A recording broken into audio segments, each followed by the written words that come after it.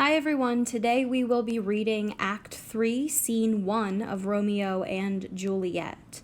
So just a quick review. At the end of Act 2, Romeo and Juliet were secretly married by Friar Lawrence, and no one else knows that they are now married other than Friar Lawrence and the nurse. Act 3, Scene 1 picks up right after Romeo and Juliet have gotten married. So it's the exact same morning that they just got married. So let's see what happens. So Mercutio and Benvolio and their servants are all in a public place, so probably just walking down the street. Benvolio says, "Good Mercutio, let's go home. The day is hot and the Capulets are about. If we meet them, there will probably be a fight. These hot days stir up hot blood." So right away here we get a little bit of foreshadowing that there's probably going to be a fight with the Capulets. It's very hot outside, and typically when it's hot outside, people's tempers are pretty bad. So Benvolio is warning that there's probably going to be a fight that happens. Mercutio says, "You are like one of those fellows who enters a tavern and slams his sword on the table. You say, 'I have no need of you, sword,' but by your second drink you're pointing it at the waiter." Benvolio, "Am I like that?" Mercutio, "You are as hot-blooded as anybody, as quick to get angry and as easily annoyed." Benvolio, "That too?" Mercutio, "If there were two of you, we'd soon have none of you. One would kill the other. You will quarrel with any man just for having more or less hair in his beard than you do. Your head is as full of fights as an egg has meat. You once argued with a man for coughing in the street because he woke up your dog. Didn't you quarrel with a tailor for wearing his new clothes before Easter? You fought another man for tying his new shoes with old laces, and you lecture me about quarreling." So here Mercutio is kind of calling out Benvolio for being a hypocrite, saying that Benvolio always talks about peace, but Benvolio is just as quick to fight anybody as anybody else. So Benvolio says, "If I were as quarrelsome as you, my life wouldn't be worth a penny." Mercutio, "Really, so cheap?" So in come the Capulets. So Benvolio says, "By my head, here come the Capulets. By my heel, I do not care." So here comes Tybalt and his friends. Tybalt says, "Stay close, I'm going to speak to them." "Gentlemen, good day. May I have a word with one of you?" Mercutio, "Just a word? Make it a word and a fight." Tybalt, "You will find me ready for one, just give me a reason." Mercutio, "Can't you find a reason without me giving you one?" Tybalt, "Mercutio, you are one of Romeo's band." Mercutio, "Band? What are we, musicians? Just wait until you hear one of our songs. Here's my instrument. This will make you dance." Benvolio, "We are in a public place. You should go somewhere private and argue there. Here, all eyes are watching us." So Benvolio reminds them that the prince warned them that if they were caught fighting in a public place again, the punishment would be death. So Benvolio says we really should not be fighting in a public place. Mercutio, "Men's eyes were made to look. Let them watch. I will not budge for any man." So Romeo enters. Tybalt, "Well, peace be with you, sir. Here comes my slave now." Mercutio, "Your slave? I'll die before he will ever serve you." Tybalt, "Romeo, you are a villain." Romeo, "Tybalt, I have my reasons for excusing your insult. I see you do not really know me well." Tybalt, "Your reasons will not excuse the insults you have done to me. Turn and draw." So Tybalt here is still angry at Romeo for crashing the party last night. So Tybalt has challenged Romeo to a duel. He does not know that Romeo just married his cousin. So technically Romeo is kind of Tybalt's cousin now, but Tybalt does not know that. So let's see if Romeo will fight him. Romeo says, "I have never insulted you. I like you more than you could ever know. Until you know why, please calm down." So Romeo here kind of hints at the fact that he does not want to fight Tybalt but Tybalt does not know why yet. It's because Romeo just married his cousin. Mercutio. How disgusting. So now Mercutio wants to step in and fight Tybalt, and he draws his sword. Tybalt, you rat catcher, will you fight me? Tybalt. What do you want with me? Mercutio. Just one of your 9 lives, kitty. If need be, I'll cut up the other 8. So here Mercutio and Tybalt actually start fighting. So Mercutio kind of stepped in and fought Tybalt because Romeo backed down from a fight, and Mercutio doesn't like that. So Romeo is yelling, Benvolio, use your sword and knock down theirs. So Romeo gets in between Mercutio and Tybalt as they're fighting, and he's trying to break up the fight. He says, Gentlemen, stop. The prince has outlawed fighting in Verona. Tybalt, Mercutio, both of you stop it.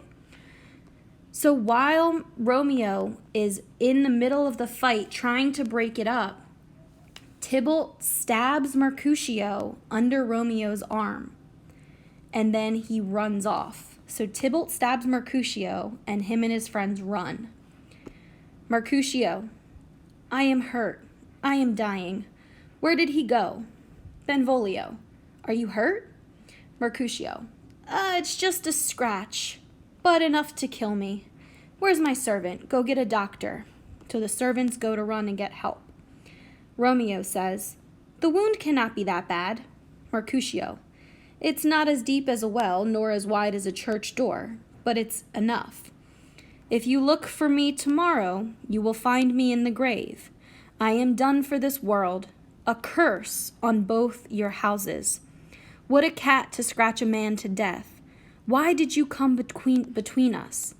He got me by sneaking under your arm. Romeo, I thought it was for the best.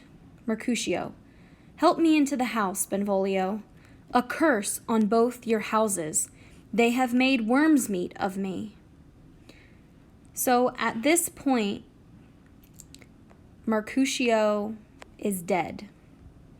Tybalt stabbed Mercutio by accident underneath Romeo's arm. So because Romeo got in the way, Tybalt stabs Mercutio. And Mercutio blames both of them. He blames both Romeo and Tybalt, and he curses both of them. And he says to Romeo, why did you come between us? He got me under your arm. So now Romeo just lost his best friend. He thinks it's his fault. He's angry. He's sad. He wants revenge. So Romeo says, my faithful friend is dying because Tybalt insulted me. Tybalt, my relative of only an hour. Oh, sweet Juliet, your beauty has made me weak. So Benvolio returns. Romeo, brave Mercutio is dead. Romeo, today's bad luck will only continue. It begins a sadness that others must end. Benvolio, here comes the furious Tybalt again, so Tybalt returns. Romeo, he is alive and Mercutio is dead. Mercy away to heaven. Let me be angry now. Tybalt, take back your insult. Mercutio's soul is waiting for you to keep him company. Either you or I, or both of us, must join him. So Romeo is now very angry and wants revenge, so he is now ready to fight Tybalt. Tybalt says, you wretched boy, you were together on earth. You will join him again. So now Romeo and Tybalt start fighting. And remember that Romeo has just married Tybalt's cousin an hour ago. But at this point, Romeo is so angry at Tybalt, he just wants revenge for him killing Mercutio. So Benvolio is telling Romeo, run away, people are coming. Tybalt is dead, so Romeo just killed Tybalt in that fight. So he does stab and kill Tybalt. But now, remember that if Romeo gets caught, the punishment will be death. So Benvolio tells Romeo, run away so that people don't catch you. So Benvolio says, the prince will condemn you to death. If you are caught, leave now. Romeo, oh, I'm fortune's fool.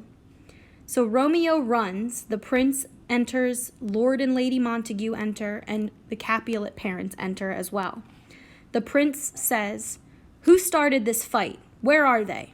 Benvolio, O noble prince, I can tell you what happened in this fatal brawl.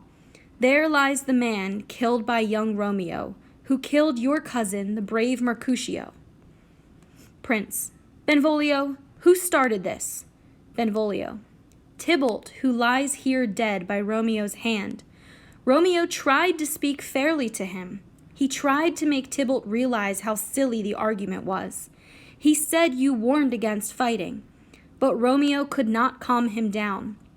Tybalt's ear was deaf to peaceful words. He and hot-blooded Mercutio fought. Romeo tried to stop them, but an evil thrust by Tybalt killed Mercutio under Romeo's arm. Tybalt fled, but then he returned. Romeo fought for revenge. Before I could part them, Tybalt fell slain. As he fell, Romeo did turn and fly. This is the truth, or let Benvolio die. So Benvolio tells the truth about what happened. He tells the prince, and he tells Lord and Lady Montague and Lord and Lady Capulet. Lady Capulet says, "He is a Montague, and his feelings make him lie. 20 of them must have fought here, and 20 of them could kill only one of ours. Prince, I beg for justice, which you must give. Romeo slew Tybalt. Romeo must not live." So here Lady Capulet is asking the prince to catch Romeo and kill him. The prince says, "Romeo slew him, but he slew Mercutio. Who must pay?" Lord Montague: "Not Romeo, Prince. He was Mercutio's friend. He only ended what the law should have ended, Tybalt's life." Prince: "Though it was Tybalt's fault, Romeo has committed murder. He must leave Verona. I have my own interest in this fight. Mercutio was one of my relatives. I will slap you all with a heavy fine, and then you'll be sorry for this loss of mine. No more excuses, by all my power. If Romeo is found in Verona, that's his last hour. Take away this body that lies here so still. Mercy is like murder when it pardons those that kill." So here, Lord Montague reminds the prince that Tybalt would have been put to death anyway for killing Mercutio. The prince actually has mercy on Romeo, and instead of punishing Romeo by death, he banishes him from Verona. So when Romeo is caught, he must leave Verona, and he is never allowed back in the town of Verona. So this is the big turning point of the story, because now from here, everything changes. So stop here for today and fill in your reading guide for Act 3, Scene 1. And you should also fill in the event map for Act 3, Scene 1.